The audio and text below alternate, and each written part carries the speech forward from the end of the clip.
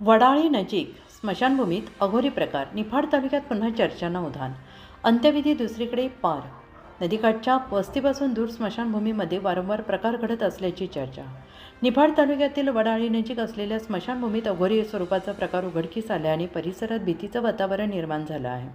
स्मशानभूमीत पूजा अर्चा केल्याच्या खुणा, नैवेद्य आणि काही पूजा साहित्य आढळून आले आहे. हा प्रकार अंत्यविधीसाठी आलेल्या नागरिकांच्या लक्षात येताच त्यांनी तात्काळ त्या ठिकाणी अंत्यसंस्कार न करता दुसऱ्या ठिकाणी विधी पार पाडला.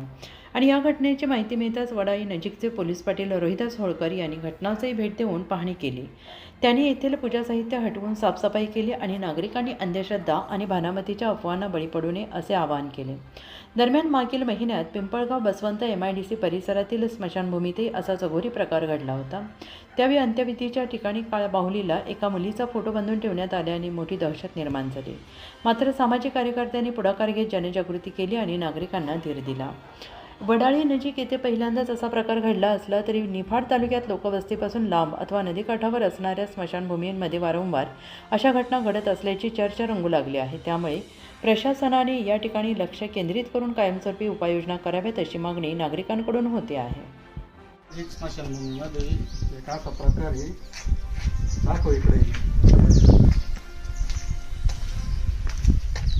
तर अशी काहीतरी इथं पूजा केली, काय केले, काय केलं असेल कोणी, तर त्याच्याबद्दल अशी धास्ती घेतली का लोकांनी हा काहीतरी अनुचित प्रकार आहे आणि गावावर काहीतरी संकट येईल असं.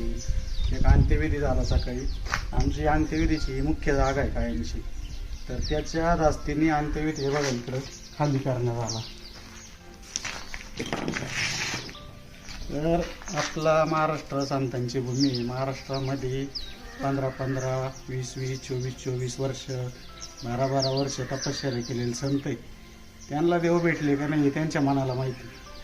पण कोणीतरी असं काहीतरी असे प्रकार करत्या आणि अंधश्रद्धेला लोक त्यांनी बळी पडत्या. याने काहीतरी होईल, याच्याने काहीतरी हे होईल, अशी काहीतरी ह्या सगळ्या दादांच्या सगळ्या खोट्या गोष्टी याने कशाने काही होत नाही आणि कोणी घाबरून जाण्याचं काही कारण नाही. हे सगळं आता माझ्या हाताने उचलून फेकून देतो. इथून पुढं काय असतील अंत्यविधी वगैरे ते सगळे या जागेवर करायचे, घाबरून जाऊ नये.